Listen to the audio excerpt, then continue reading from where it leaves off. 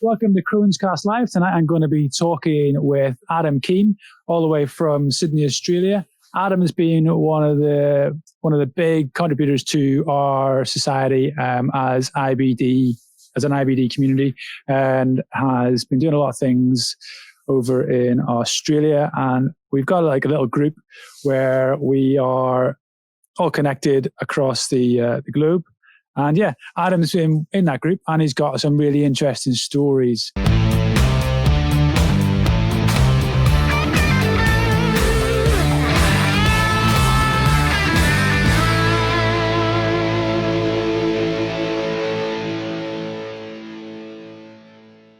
We are live. We've got Adam in the room, and yeah. So, Adam, for the people that do not know you, let the people know who you are, where you're from, how old you are, a little bit about yourself. Sure. All right, welcome. Thanks for having me, mate. I really appreciate it. So, as you know, my name's Adam. I'm 40 years old from Sydney, Australia. Father of 4 boys. Yes, it's great to be live with you guys tonight and be sharing my story and hopefully raising some more awareness and encouraging more people to speak up and reduce the stigma and taboo associated with all things bowel, IBD, stomas. So yeah, great. Yeah, it's good. I mean, I'm really excited. What I love about our community is actually how far-reaching we are and how we're able to communicate across continents. So having a chat with someone halfway around the world, I think, is amazing. 4 boys, though. Wow, that is 3 boys. 3 boys, mate. 3 boys. 4. Well, my wife might say 4 boys. So. Guys, if you're tuning in on Instagram, just give us a thumbs up. Let us know the audio is okay. And if you are watching on Facebook, again, just give me a little thumbs up in the comments. And also, while we're going along, if you've got any questions that you would like to ask either of us, just pop them on and we'll try and answer them as best we can. So, Adam, with regards to your life, how old were you when you were diagnosed? I formally diagnosed with ulcerative colitis in my early 20s, so it would have been 21, 22, and I probably really had put up with it probably from my late teens, last year at university. If I'm very honest with myself, I think. I just really refused to go to the doctor and really speak to anyone about it. And hadn't really done, didn't know what it really was. I just thought I had an upset stomach all the time, constantly running to the bathroom. It wasn't until my now wife Amanda, we've been dating, it was our anniversary, and I said to her, what would you like, as a gift? And she said, I'd like you to go to the doctor. That's the present I want. And I remember that day I was at the doctor and I was literally shaking in the room with the doctor when I was going through the symptoms. And I don't know why. If I'm honest now, looking back on it, I wish I had actually done it many, many years ago when I first started having symptoms. And I think some of it, is just because, as men, unfortunately, no one likes to go to the doctor, no one likes to talk about these sorts of things. So, yeah, I remember then going and having a colonoscopy straight after, seeing my GP probably 4 or 5 weeks later. And literally coming out of the colonoscopy with, Masellas and the 5-ASA. Good old classics. Yeah, that's it, the go-tos. And so, yeah, that's really the beginning, I think, of my journey, if I'm honest. So you touched on a little bit of male bravado being the mainstay of why you didn't. And just for people that might be struggling, like what do you feel is behind that? How were you feeling at the time? Because it's a long period of time to be feeling mid-teens to 21, to be feeling unwell and not sure what to do about it. Like, how did you feel through that? And what do you think is it about being a male in particular that stops us from being able to speak about it and go and seek help? Yeah, it's an interesting one, really, isn't it? I think there's a couple of things I think with men. I think one, and I see that Nick's on watching, and I recorded a podcast with her earlier in the week. I think for men, it's that unusual feeling that, if I'm going to go to the GP, I'm going to talk about anything to do with bowels, is instantly going to lead to, hands down, bend over, prostate exam style examination. And I think that for that reason, a lot of men, instantly don't want to go to the GP. And then I think some of it really becomes down to, well, where men, it's not really the thing to do. We can get through this, we brush it off. I don't have time to see it as well. Or, if you're supposed to be the strong one, and I think it's a society thing as well, is that, it puts a lot of rightly or wrongly stereotypes on there and pressure, I think, really to avoid the doctors. And I know that a lot of work's been done to try and break down some of those barriers. But I really think that's what it is. I think it's a combination of all of those factors. I think for me, I just thought that I was really unwell and I just didn't want to know. I didn't want to know what it was. So I thought it for so long. Either go away or I don't know what the other or is, or it would be that terrible and I would have to deal with it eventually, which is a really odd thing to do, but I think as a young guy, that was part of the reason for me not going to see the doctor and really having that initial conversation.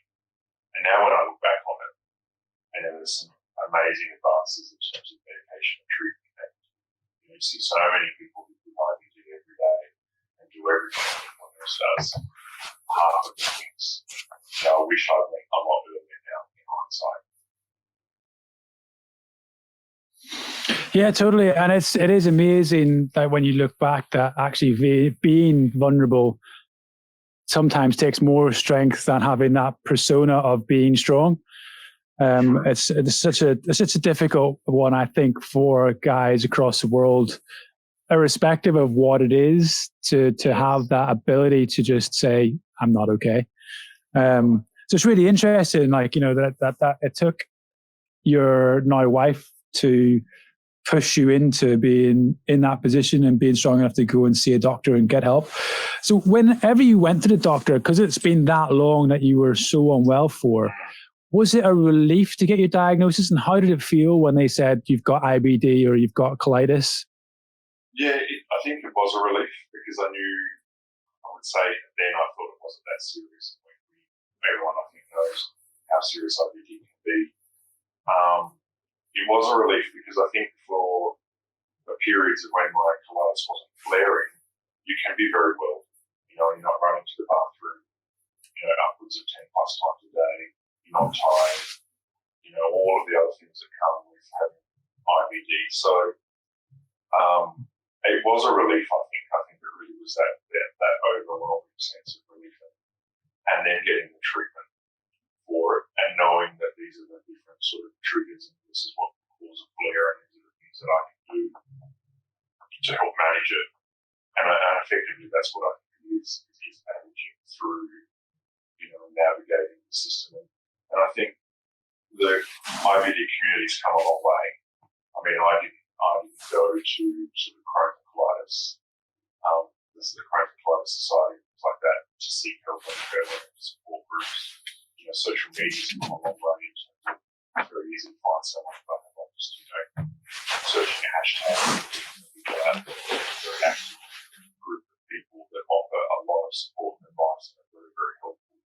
I think when I was first diagnosed, it was kind of head in the sand. I didn't really have anyone to talk to either about it. And I remember the first person I actually spoke to was one of my mate's dads who went to his house for a barbecue.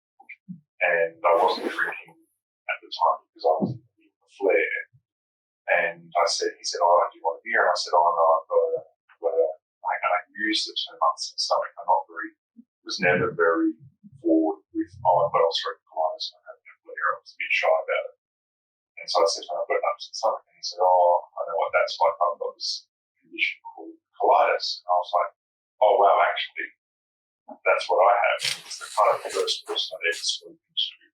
And that would have been a good 12 months after my diagnosis about colitis. And I think the big piece of advice I can say to people now is to find that community, find that support group, find someone to talk to.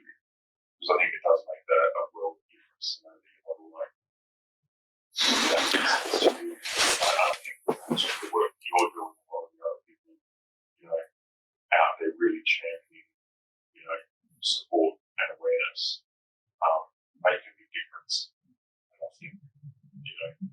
probably encourage people to try and find these types of groups and communities and have that chat.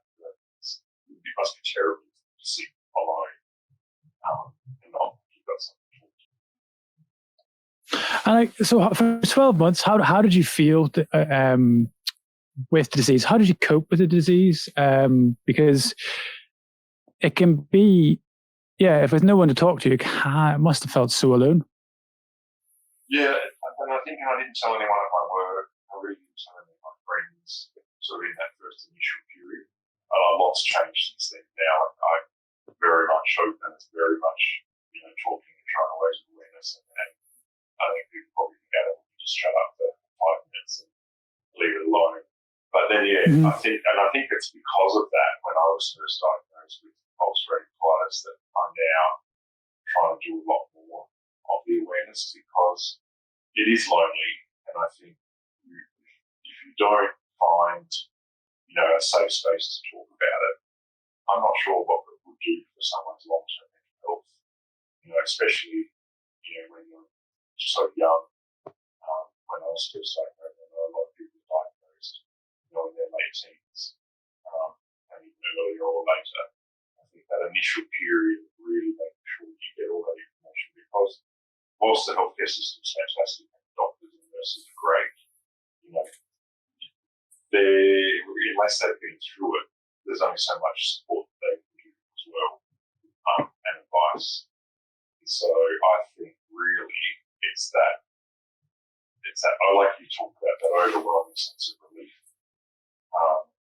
that helps. Kind of okay, I know what's wrong. I can now get on with managing it. So that's what we expect.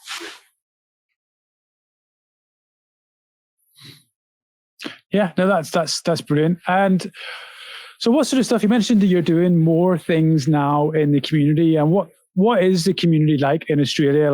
So if anybody's watching from Australia, who can they turn to? Who could they talk to? And what sort of things have you been doing or partaking in?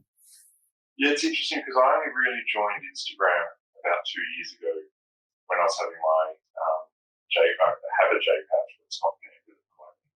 We can talk about why later on if you like. And it was when I was having my stoma surgery that someone suggested, you should get onto Instagram and start searching for people.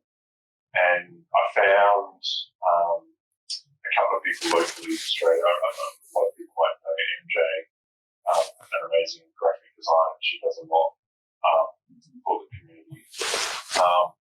And I found her and I found a couple of others here, like Aussie Ostomy, things like that, people like that I think are doing a lot. There's another handle, Pouch by Pouch. She's created a sort of a social group here called Ostomy that meets every quarter, which has been really, really good.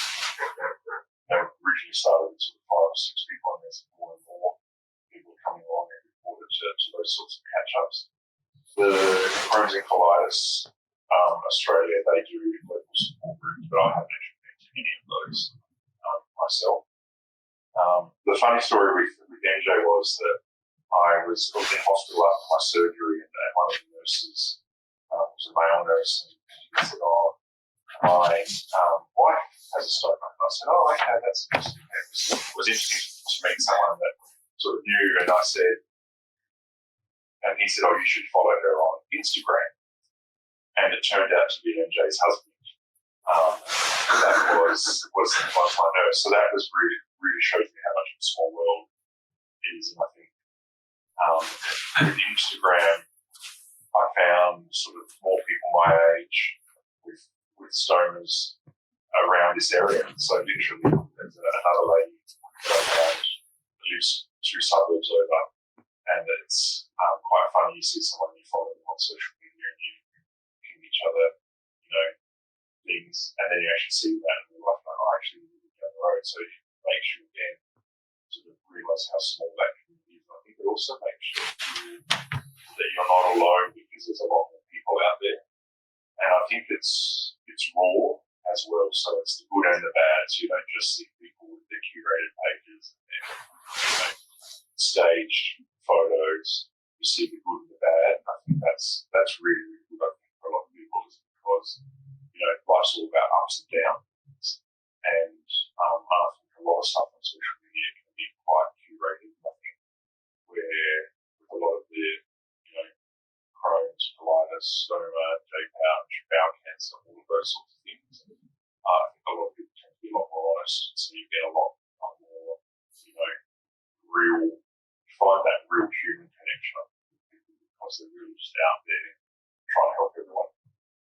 And so, in terms of what have I been trying to do, mate, I'm trying to, I said, my family and my colleagues would be sick of me just banging on about, talking either about my stoma or just about cancer awareness month here in Australia, and just literally trying to talk people about realisations. Like I said, I recorded a podcast last week, which was really, really good.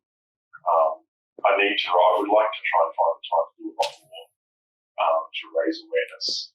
I have been sort of trying to get a lunch and learn at my office to try and get people in the room and sort of advocate more for bowel cancer and IBD, but around not ignoring symptoms and getting checked. I think everyone in their own sort of special ways doing something. I think everyone that you would see through your CrohnsCast that join in and listen. I think everyone's out there trying to make a small difference collectively as a community. That's where you get that way of support and outreach. That's really what I think basically around what I'm trying to do personally. Instagram and social media space. Yeah, I think it's really important. Like where you're concentrating your efforts, like, and just talking to people that you know, like, and have a physical relationship is just as important as speaking to 1,000 people that you don't have a relationship with.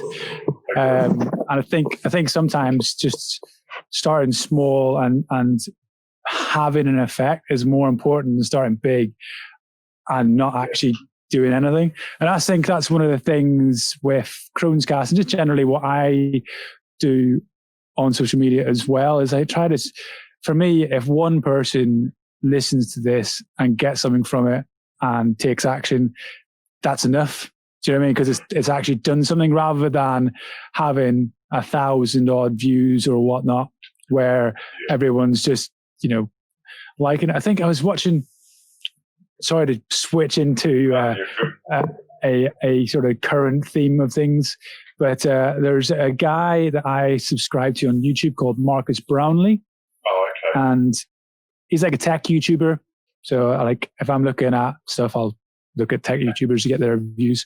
But anyway, so he did a current piece on sort of Black Lives Matter type stuff. And one of the things he was talking about was content and a current surge or request socially for people to follow more Black channels or Black creators. Oh, okay.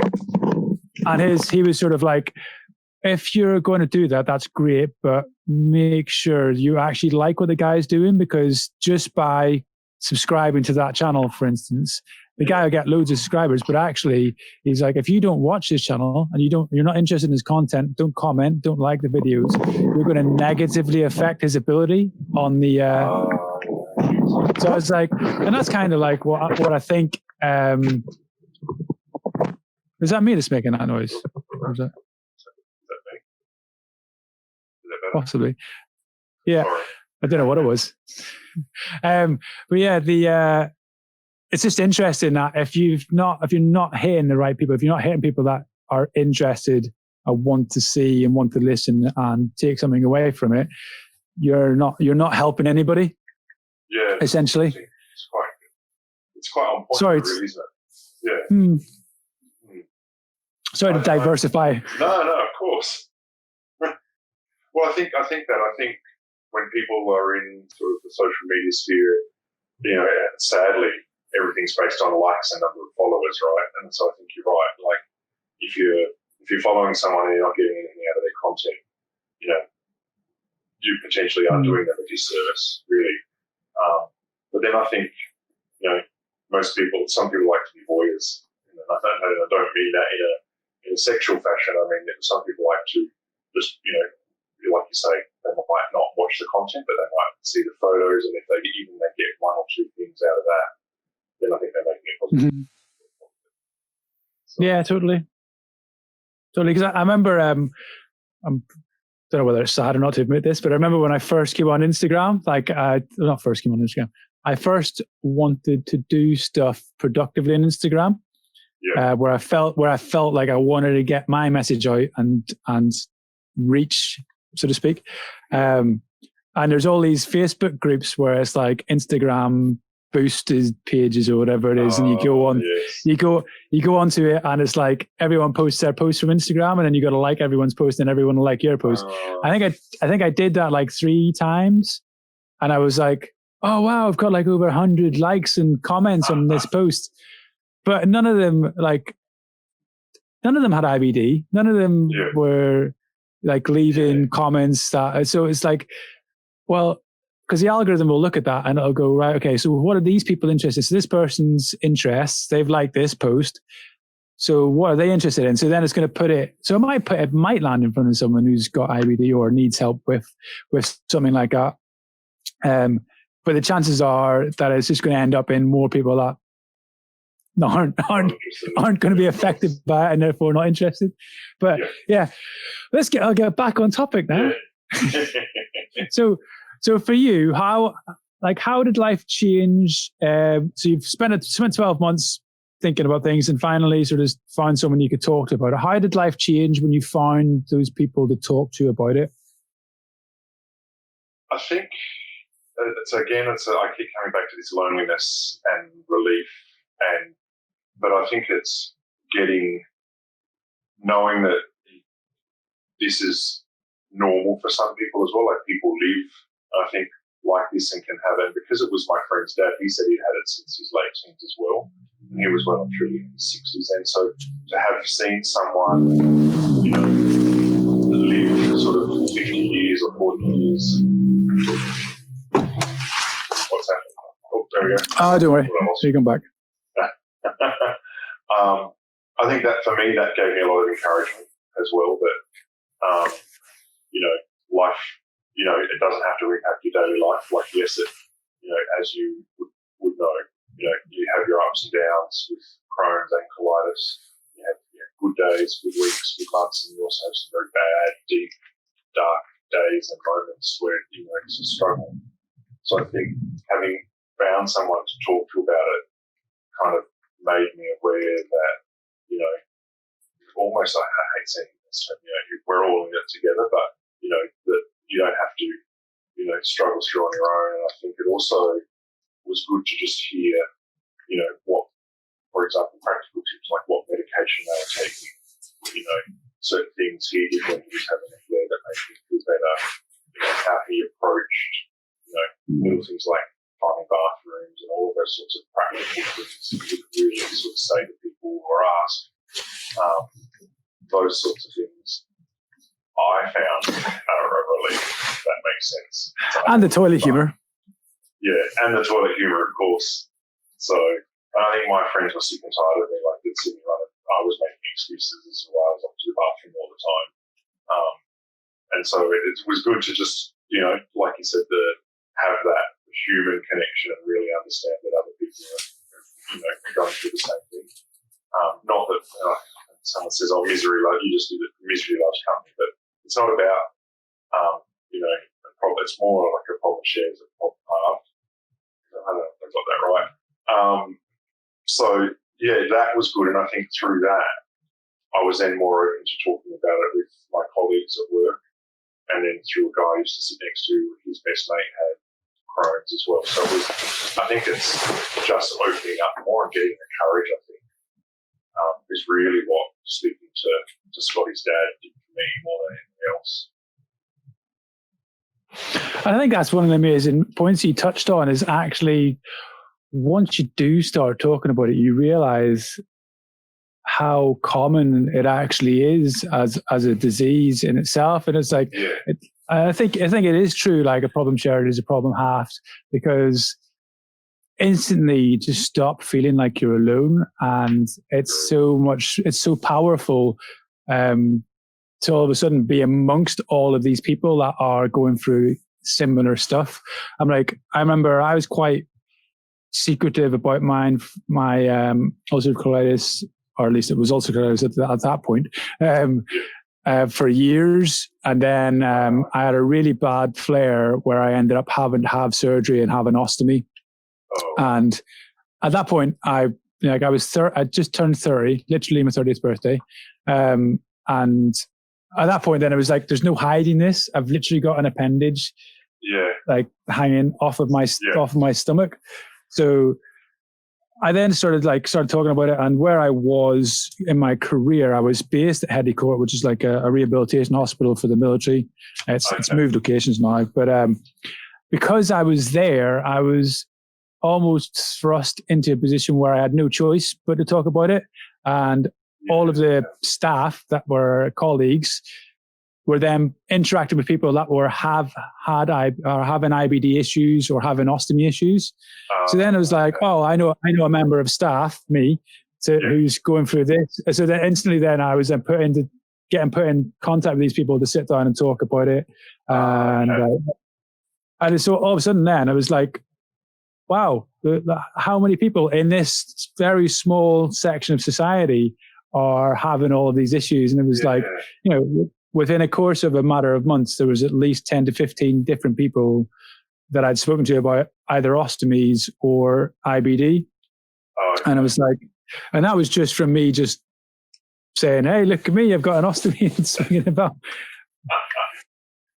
It's interesting you say that, isn't it? Because I think, especially with ostomies, I don't think people realise they're a lot more common than you would think. And I think it's, once you say, I've got one, someone says, I know someone that has one, or my father has one, or, the neighbour down the street or whatever. It's really interesting. I was sort of talking to a guy in the kitchen at work earlier in the week, and he was saying that his friend is newly ostomated, new to having a stoma, is an ostomate now. And he was asking me all these questions that I kind of said to him at the end, actually. I said, you should really sit down with your friend and ask him as well, because I'm sure, all these questions that you've got that he was asking me, because he was curious about what his friend was going through. I said, you could actually just sit and ask your friend. I'm sure he wants to talk to someone about it. And it probably will make him feel better that you were interested, because they weren't, it's not all questions are silly. There's no silly questions when it comes to it, but there are questions that his friend wouldn't have been embarrassed answering. And so he was like, do you really think I could ask him? I was like, well, just like you're asking me now, you could ask me, mate. I wonder whether or not it's because we're just colleagues and thought, I've got nothing to lose, where he might have been a little bit more embarrassed because he has that personal connection with an actual friend versus just a colleague in the kitchen. So, it's totally. So when did it become apparent that you would need an ostomy? And was it a long drawn out process, or was it a shock? How did it make you feel? Yeah, it's interesting because I never ever considered an ostomy, and I ended up having my ostomy for bowel cancer. But the whole time I had colitis in the lead up to it. Everything was headed to that way anyway. So I was on the Masalas and the 5-ASA, no joy. Did prednisolone for about a year, no joy. And then did Imuran for about 5 years and worked really, really well, doing quite a high dose of Imuran. And then just all of a sudden that stopped working. And so went on to the infliximab infusions every 6 weeks. And it was during a flare that I had that I originally probably started in about April that we thought was a flare. And it probably took about 6 months to be diagnosed as bowel cancer. And I think when you're faced with that, with the surgery, this was in 2010, I did everything in my power to find a surgeon that would give me a resection and not leave me with a stoma. And, living life after that, I kind of thought to myself, I dodged a bullet. And in hindsight, knowing now, sort of fast forwarding to 2018 when it returned, and I had no choice but to have a stoma. There was no other option.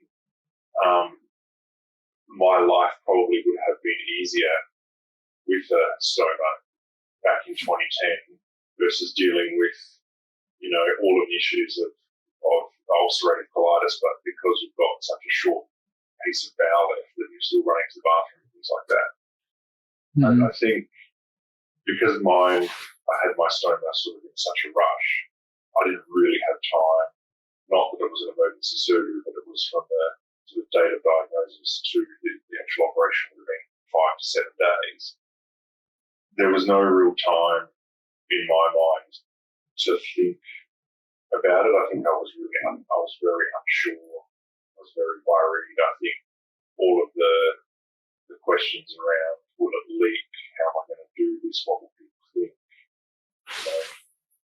No one sort of sits you down and tells you that until after the surgery when you finally meet a stoma nurse, and then they go through all the practicalities of these are things you can do. I didn't know that you could sort of have a shower with it on, with the bag on. I always thought my stoma nurse was a lovely lady, but she always told me to take the bag off and change my bag every day and put a fresh one on when I got out of the shower. So I was always showering with the bag off. And it wasn't for many months after that I discovered that it's uncommon. It's not common to change your bag every day. You could wear it for 2 or 3 days or longer if you needed to, and you shower with it on, and it dries. And so that's funny because I think all of those practical things, come after the fact. And I think a lot of them come from speaking to other people and other ostomates and talking about what they do and what products they use, or ringing some of the drug companies and finding out, send me samples, I'll try this, I'll try that. We're quite lucky, probably a little bit like you guys are in the UK. We have a stoma scheme in Australia, so it's 100% funded through Medicare and the Department of Health. Yeah, that is amazing as well. So we're very, very lucky with that. But back to your question, Johnny, really, I think, how did I feel? I think I felt scared and I think angry as well in that time, because I didn't want to have a stoma. And I think all of those negative connotations and all of those myths that people have about life with the stoma, this would be the end of life as I know it. I would be able to be as active as I used to be. All of those, I think, probably normal thoughts went through my head. Yeah, and it's completely understand the scary sort of prospect of it. I remember I think I only had about 2 days of a discussion about it, and wow. I was really paranoid. Because at the time I was single. There was no one on the scene or anything even at the time, and I was like, how am I going to meet someone? It's quite a shallow thing to think about, but it's also I think it's quite normal. Yeah. And I was just like, I've not met anybody now while I've been healthy. How am I going to meet someone now with like all this baggage. So to speak? And I was just like, this is blowing my mind. Like, and like literally, like you're saying, it was almost like a why me scenario. Yeah, I was quite fortunate that there was another person. Like everyone in the ward seemed to be 60 plus. And then there's this one person came in, and actually he's got quite a similar story to yourself. He had to have an ostomy, but through having the surgery, because initially they were just going to do a resection of his bowel, but then when they went in, they realized that his bowel had cancer as well. Wow. So then he then had to go through that process. So when he woke up, it was like, no, we weren't able to do a resection. We needed to take the whole bowel out. But anyway, long story short, he was closer to my age. And he had met his wife after having the surgery and had kids and all sorts. And he's like, look, if it's the person you're meant to be with, then you'll be with them. And if they can't accept you with it, then they're not worth being around. And I was just chatting and hearing it from someone of a similar age, like you said earlier. It just makes it so much more different, because whenever it's not in my case, when it's not from a bloke, because all the stomach nurses were females, Yes. and when it's not from someone who's at your age in life, it's almost like their opinion, although valid, isn't necessarily relevant.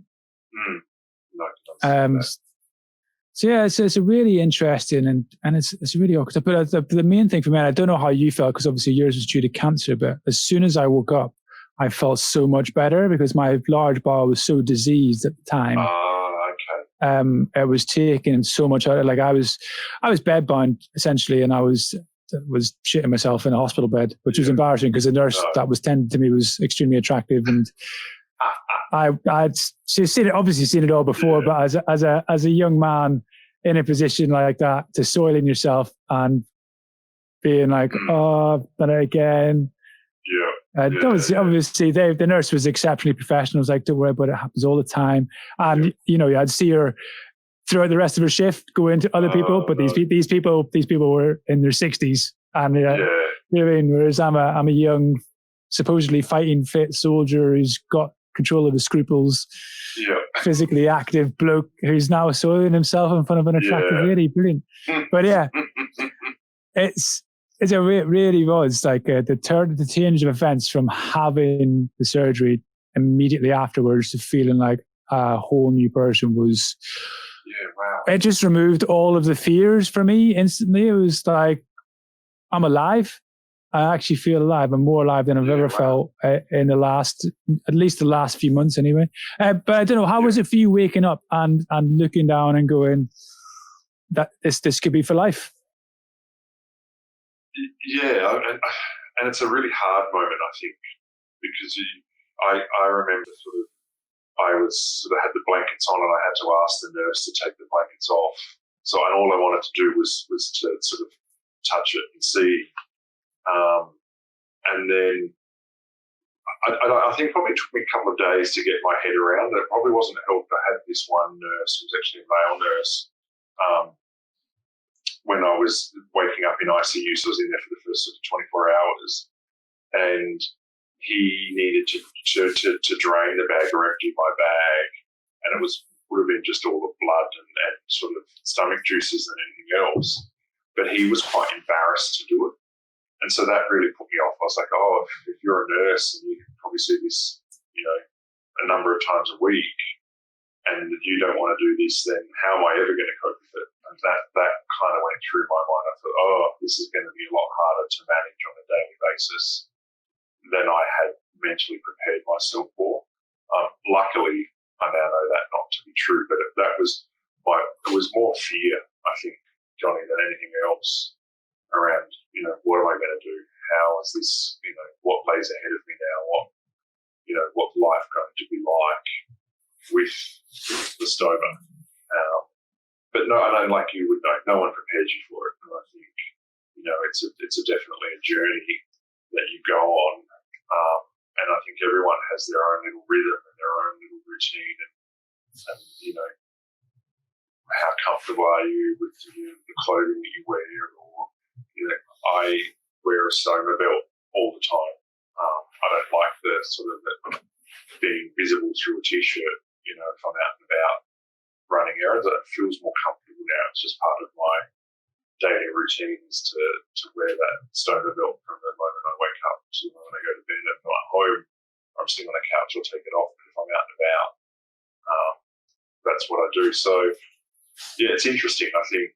But again, primarily it was fear. You wake up and you think, oh gosh, what am I going to do? There's no going back from this now. So. No, definitely. And, I think everyone who's gone through that process will agree that whether you're a positive about it or not, there is definitely a fear there. And it's like, I went immediately through the process for a J pouch, and both all of my surgeries, I think, bar the last one. It's a bit hazy now because it is nearly 10 years ago. But pretty much all my surgeries, I had a stall or a, what would you call it? I think stall's right enough. And it wasn't a blockage. It was just like the bowel would go to sleep and not function. Yeah. And at that point, particularly on the first time I didn't have an NG tube. I refused an NG tube. I don't know why, but I just refused it. I just chose to suffer. But those were the scariest points, because at that point, the damage is done, and I'm like going, oh my God, this is meant to save me. And I am now like, oh, and that was really scary, because I was just looking at it going, well, there's nothing I can do now. It's there and it's not working. And that I think, Ant has discussed that very well on his page currently, about going through and for him, the surgery was such a big relief, and just making that decision to go through with it. And then, like I chatted to him before and talked about my journey, but even that, it's not going to prepare you for your own individual experience. I don't think it'll forewarn you or forearm you, but I think you can only do it yourself. And he's demonstrated that very well on his page. I feel the emotional roller coaster of having surgery that is supposed to save your life and then having complications with it. Yeah. But for you, like, so obviously you had cancer at the time, and it was decided that you needed to have an ostomy in order to remove, I'm assuming, the section of the bowel, or was it the whole bowel that was removed? So the first time I had all but about sort of 6 to 10 centimeters of my bowel removed, and then the surgery was when it came back the second time. It was in my rectum, so it was in my rectum and also in my bowel, or what was left of my bowel. So when I had a colonoscopy, the polyp they found that led to me having the surgery wasn't the only tumour that was there. They actually found a new tumour in my rectum, which is why I ended up having the stoma. But also, you mentioned the J pouch. I had a J pouch in situ.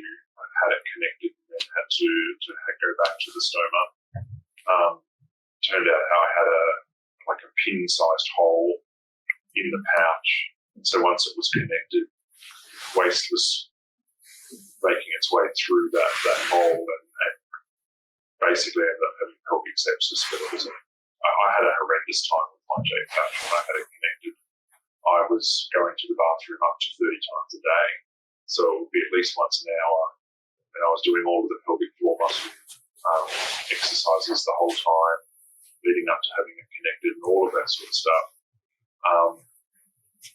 And it was by the evening that they say the butt burn was just immense. I was getting into the bath and sitting in the bath with Epsom salts and stuff to try and calm it down.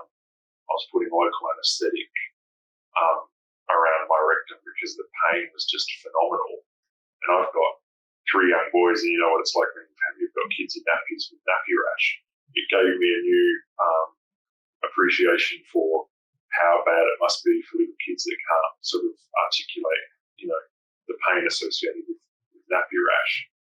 And I was waking up every night, every hour. So my wife wasn't sleeping. I ended up having to sleep in another room because, getting up and going, it's not a matter of going to the toilet for 2 or 3 minutes, just sitting there trying to empty the pouch and go back to bed and finally get sleep, wake up again. And so after 4 months, as a result of the sepsis, went back to the stoma and still have the pouch in place. And my surgeon was asking me, will I ever get it connected again? Maybe in 12 to 24 months' time, but I'm in no great rush, just because of the freedom, I think, that the ostomy gives me. And I know that I'm not having to run to the toilet. And I don't know, I'm scared if I have the J pouch reconnected of retraining myself. And I like to think that the reason I was going so often is because of the infection. But I'm like, what if it's not? What if the infection and the sepsis was unrelated to the amount of times that I was running to the bathroom? I don't know if I could put myself through that again. And I don't know if I could find a surgeon that would then, reconnect or disconnect the pouch and recreate a stoma for me either. That's my biggest fear as well, is that, at the moment I know what I've got and it's very manageable. It doesn't impact my day-to-day life. If I go back to the J pouch, you're back at square one and it's very unpredictable. And I don't know whether I could adjust my diet again for the first 6 to 12 months as you start to train yourself in terms of what food you can and can't eat while the body reacclimates to it. I don't know whether I could go back to running and trying to find a bathroom, or knowing when I leave the house, where the bathrooms are, or planning road trips so I know how long it is to the next service station, or if I'm in a department store, what floor is the mother's room with the disabled toilets on, all of that sort of stuff that I've now left behind. That you used to know. I used to know, especially when I was in a flare with my colitis. Like I could tell you almost where every public toilet was in my day-to-day commute to work. And, this is the pub that I was going to, this is where the toilet was and all that sort of stuff. Yeah, and that's actually really interesting because I hadn't thought about it for a while myself. But one of the things that freaked me out, so it's flipping it into a current situation with coronavirus and things opening back up. I found myself in Cardiff yesterday and going, I don't know if the public toilets are open, because obviously that's a big infection risk. Yeah. And it was like, I was like, I need a toilet. And one of the people I follow, Colitis Ninja, a girl called Amber, who does like loads of art themed around the cartoon, basically of the disease. She does some cards, like health cards, for a flashcard. Yeah. So she sent me that, and I was like going, "Oh, I might have to employ this and see if I can use a staff toilet or something like that." Yeah. But luckily, like I went round, but it was stressful. It was, do you know what I mean? Like, of course. I'm not going to say I wasn't like curled up in a ball sweating, but I was like walking around, and I was really genuinely going, if these toilets aren't open, what am I going to do? Can I hold this till I go home, which is a 30-40 minute drive. And yeah, it was like I hadn't felt like that in so long, where I was like really worried about not being able to go to the toilet. But yeah, it was and then for you, having gone through that process and not having been in it for a while, and the fear of possibly going back to I completely get that. In your experience then, I'm not sure what, I've got a lot of feedback coming onto the Facebook side of things, like a hum. I'm not sure what's happening there. Did you change something? Have you put, I think you might have knocked your cable maybe. Is that better? Yeah, we are. Okay. Yeah, that's better. Are you low on battery? I am a little bit low on battery, but it's all good. Maybe that's the bus. Okay. We'll be fine. we might cut out on Instagram shortly, but for those that are watching, we will pop straight back up, so it'll pop up on live again. Okay. So for the guys, like a lot of experiences have happened in that time period, and obviously up until now. So I think what age were you when you had to get your ostomy? Sorry. Sorry, can you say the question again, Johnny? So a lot of stuff happened in a short period of time. You got diagnosed at 21. What age were you when you ended up having your ostomy? I was 38. Okay, so like it's still a short period of time. So like getting that ostomy at 38 and having all the experiences with your colitis and thousands of different bits of medication, times in flare, times not in flare. What has it all taught you about yourself? I think I'm more resilient than I thought I would be. I think especially in the last 2 years with getting the ostomy, I actually thought, initially, I didn't think I would be mentally strong enough to overcome that plus a reoccurrence of the cancer. And I think for me, it's really, I've learned some very good coping mechanisms, I think, from a mental health perspective for me. And it's also really shown me the tremendous support I have of my family and friends. And I think it really, sadly, in some respects, teaches you who your real friends are as well. And I think it's taught me, I think, to be more open as well and really want to try and, make life easier for other people in similar situations. Know that it's not as bad as the myth is, or the perception is that, what life would be like with an ostomy. No, totally. And it's such a amazing thing, actually, how frequently people comment on their personal resilience and the personal strength that they didn't know that they had. Yes. And I think for me, that's something pertinent for people that are early in their journey. But on that thought, what sort of advice would you want to give someone who was still either just getting diagnosed, going through symptoms of, or facing surgery? What would your advice to them be? So I think, to answer the first part, people that are having symptoms, go to the doctor. If you are not sure what's wrong with you and you're unwell, absolutely go to your GP. I am now a massive advocate for the first 30 seconds to a minute and a half. The conversation will be awkward, and you'll feel an absolute sort of sigh of relief, and be overwhelming relief, and you can move forward because the GP or the doctor sees this all the Got time. 10 seconds left on Instagram. Okay. And I think in terms of, people that have got, having a stoma and yeah, it's okay. We'll come back up on Instagram shortly. Are you still there? So yeah. I think in terms of people that have got an ostomy, my advice to them really is to seek out that support network, whether it is through finding, comfort in a community, whether it be a support-based network, like a support group, whether it be through finding people on social media that you can interact with, whether it's finding that safe place to really interact with other ostomates and drawing on their strength and drawing on their experiences to help you with the challenges that you face every day, or when you're feeling down and you just want someone that understands you and knows what you're going through. Yeah, I mean, and that's again, I think it's really important. Like just having the courage to go and see a doctor.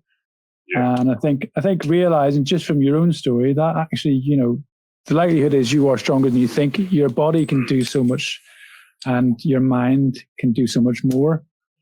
I agree. So what sort of inspired you? What was the things that pulled you through? Obviously, you've got your own personal resilience, but what sort of things did you turn to? What tools did you maybe use to help you? It's interesting. I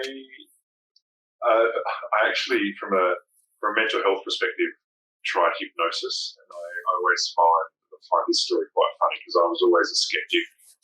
I didn't want to go and see a psychologist or someone like a counsellor, so a friend suggested I go and see a hypnotherapist, and I thought, I went along because I thought I'm going to give anything a go. And I remember sitting there, and the first thing she said was, we talked about some of the positive affirmations that I wanted to sort of plant into my mind, and positive outlook. And I remember her saying, don't blink. So keep your eyes open, keep your eyes open, keep your eyes open. If you feel like you need to blink, close your eyes. So I did that, and I was trying not to sort of, chuckle and laugh blatantly in this lady's face when we were doing it. And then she sort of started talking to me about, positivity and things like that. And she was like, oh, when you wake up, you'll feel this. And I was literally holding back, laughing. And then what I thought would have been 5 minutes, so when she finally said, open your eyes, I thought, oh, what a load of absolute rubbish this was. I can't believe I'm going to have to pay for this. What I thought was 5 minutes was about 35 minutes. And so I was like, oh, wow, okay. And it made me actually feel like my outlook was changed. I felt happier in myself 3 or 4 days after each session. And I'm now a big fan of chemotherapy. I haven't done it for a very long time, if I'm honest, but I would recommend to anyone that's a skeptic to give it a go, because I really got a lot out of it. And I'm now a big convert after my first experience. The other thing that I sort of find is, and my sister put me onto this, was, again, I believe the mind is a very powerful thing. I think if you're positive, what you put out to the universe, you'll get back. She made me do positive affirmations every morning. Was, I'm my best me, I'm happy, healthy, and cancer free. And she was like, you need to say that either out loud to yourself or in your head 3 times in the morning to try and help recenter your outlook. Again, a big skeptic in myself, but after doing that for the first couple of days, it just became part of my morning routine. Whether it worked or not, I don't know, but it made me feel eventually, I am going to be positive. I am healthy. I'm happy. I've got so much to be thankful for. So it's that power of positivity. But I know that that's not always possible either. Like there are dark days, and there are days, where you just, I just think I've had enough of this, or why me, and I get so angry. Sometimes I think for me, you've just got to allow yourself to be angry. I think you've got to allow yourself to be sad and have those, and recognise that you're having that bad day. And I think it's recognising it before you spiral too much more as well. I don't know what you find, Johnny, but for me, yeah, it really is, I think, just recognising in yourself that not every day is going to be perfect, and that you are allowed to be upset, or you can be angry at times, or you can be frustrated, and to just experience that, but then try and move forward and, like I say, find the positive and try and keep pushing forward, and be grateful for everything else that you have. I know that sounds really corny, but I do believe in the power of positive thinking. And and why wouldn't you? Do you know what I mean? I think I'm still quite early on the sort of mental awareness sort of game. It's not a game, but but yeah, like I'm still learning and reading so much from the sort of mental aspect of life now. Like through sport earlier in my life, like there was always like sports psychology, and self-talk, positive self-talk, be it on a golf course, be it an athletics track, and it's been well documented that it's actually the mental presence of the athlete at a time will be almost a bigger impact on performance than the preparation. Yes.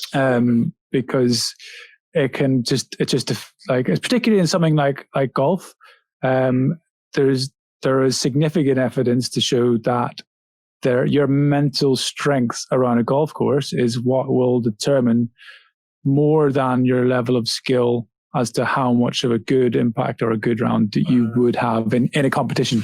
So it's like when you look at, it's almost all the things like, so if you look at Augusta and the Masters, for example, and, they go around the corner and those 4 holes, your ability to recover after that, if you have a bad, and your actual ability to score well, if you score badly in the first one, is so significantly impacted. And that's there's no other reason other than your own mental state following that. And obviously that's impacted by actual history of people not performing well over those holes, or the history of previous events where those 4 holes have decided the tournament, and all of that. So it's the external impacts, but they're externally impacting your mind, not your ability to swing a golf club, not your ability to discern whether that shot's the right shot.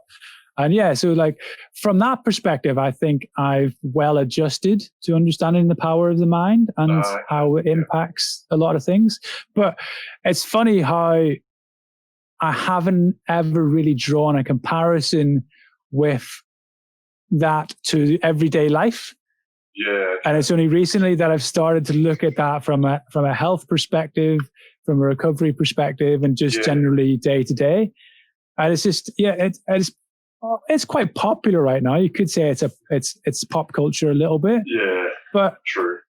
At the same time, there's so much truth in it. There's so much significant research that is positive for it as well. It's one of those things that I think it can really, really work. And like you're saying, that positive mindset, I'm trying to put that positivity out there. Yeah, it can only be a good thing. So even if you don't believe wholeheartedly in it, an element of it is going to surely come through if you did it religiously. Yeah, agree. I completely agree.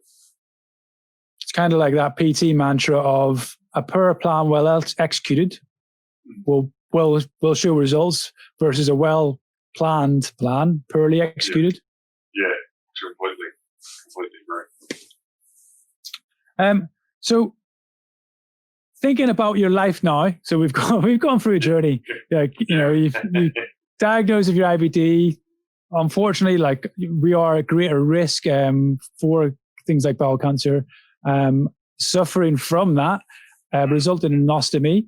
What things have you learned now? That, like, what things can you do now that you couldn't do before? Yeah, that's a good one. I think it's more about lifestyle. So, like I said, having ulcerative colitis in my late teens, early 20s, and always, struggling to have it under control.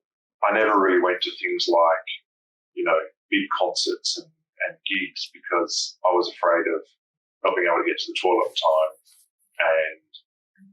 And so then at the same thing, didn't go to the football and other sporting events where there was, everyone would be at halftime and would be running to the toilet, and only be like 3 or 4 cubicles, and knowing that I might not be able to get there on time.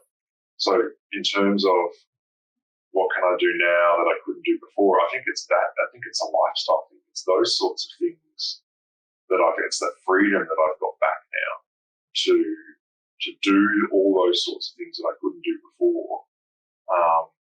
From a social and outing perspective, I think more than anything else, I think that's where I've got my real benefit from. And that, I think, fundamentally changes, especially with young boys. Before, I couldn't imagine, being with the 3 of them and needing to run to a public bathroom. And what do you do?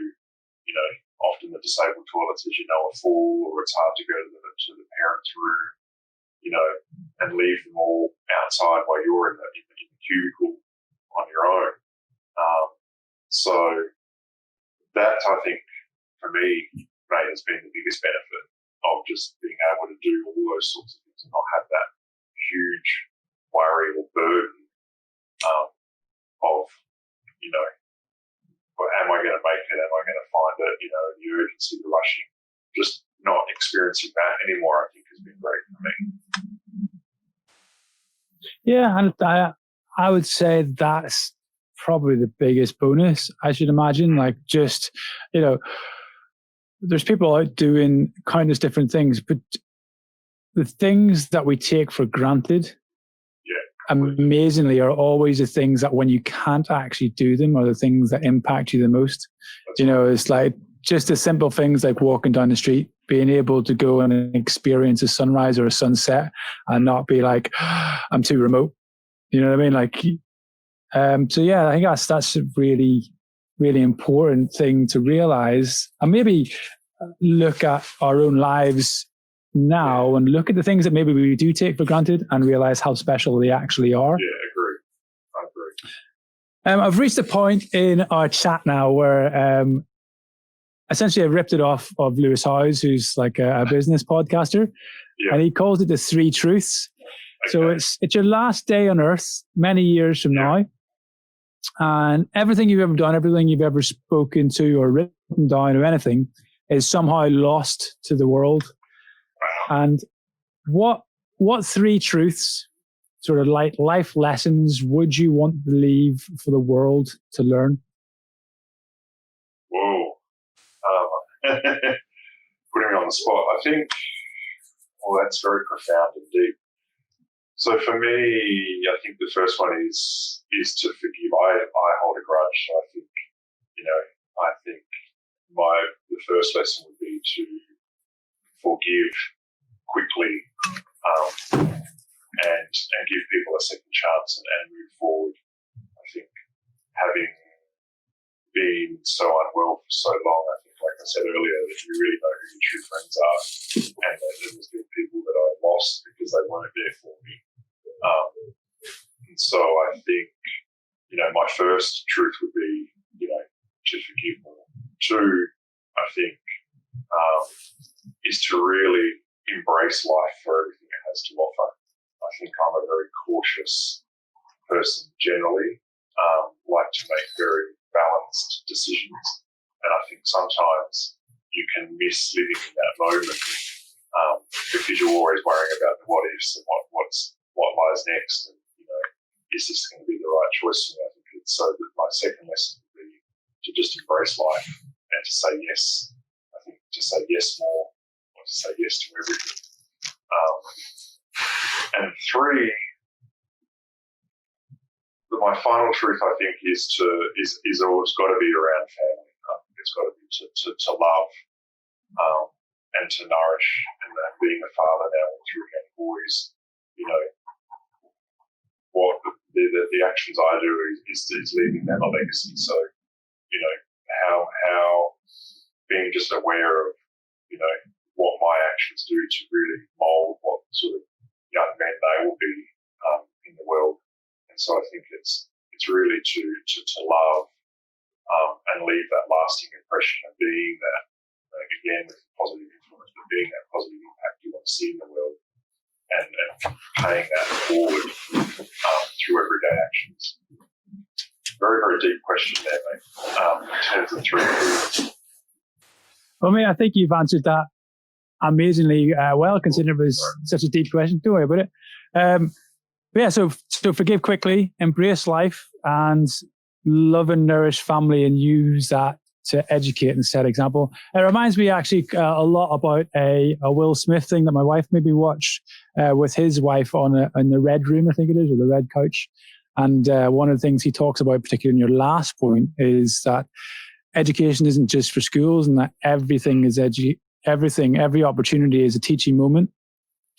Yeah, and that's so true. And like at every point, he talks about his dad wanting. He wasn't a teacher. He couldn't teach. He would teach by example, and he wanted his children. So rather than setting things up where it was teaching them, he wanted them to watch him do, and so he would do it through example, and then get them to do it. So they would see him in his best light at all times. Which I thought in itself was a really interesting. I feel that's similar to what you're talking about. Definitely. Because it's so true. Like, everything that we do, whether we expect it to or not, our children and people absorb it and take something from that. So yeah, everything we do is a teaching moment. I'd just like to take a minute before we sort of hang up the call and just acknowledge yourself, Adam, to thank you so much for coming on and sharing and showing that vulnerability that was so difficult earlier in our lives to share. I truly think that being able to be vulnerable, particularly in a forum such as this, where it's live, it's recorded for all time, is actually so strong, and it's able to. I think doing what you're doing is enabling others to show their own light by being unafraid to share yours. It allows and gives permission to others to unleash and show their own, which I think is so powerful. And even if it's just talking to somebody that you know, which I think is even more than talking to someone that you don't know, is such an amazing thing to do.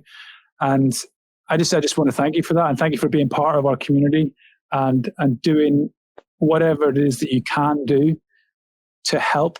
I think that's more than anyone can expect of anybody. And I think it's so wonderful that, you are there and you're willing and to be of service. So thank you so much for that. Yeah, no, thank you, Johnny. No, you're very welcome. I think I want to thank you for asking me, for reaching out and asking me to appear on your latest CrohnsCast. I think the work that you do has a very, very big impact on people, probably more than you're aware. I think, having this forum and allowing people to come together and share their stories, I think, it does a lot more for awareness and education than you might be aware. And I think, it takes a lot of your time and effort, especially with the young family and, working and with your own health. So I think, you're a great advocate. And it's funny, that you're in the UK, I'm here in Australia, that you can have this global community of people that come together and really support each other. So, in the same vein, thank you, mate, for everything you do. Oh, thank you very much. Very touched. Okay, guys, thank you so much for those that have dropped in and joined us for the show and for the few comments that we were getting.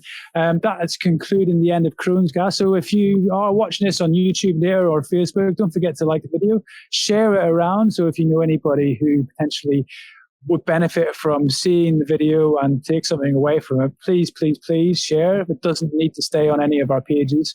And thank you so much again, guys, for tuning in. That has been CrohnsCast Live.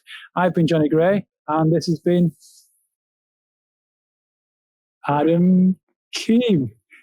Thanks, mate. Thanks, everyone. See you later, guys. Bye. Bye.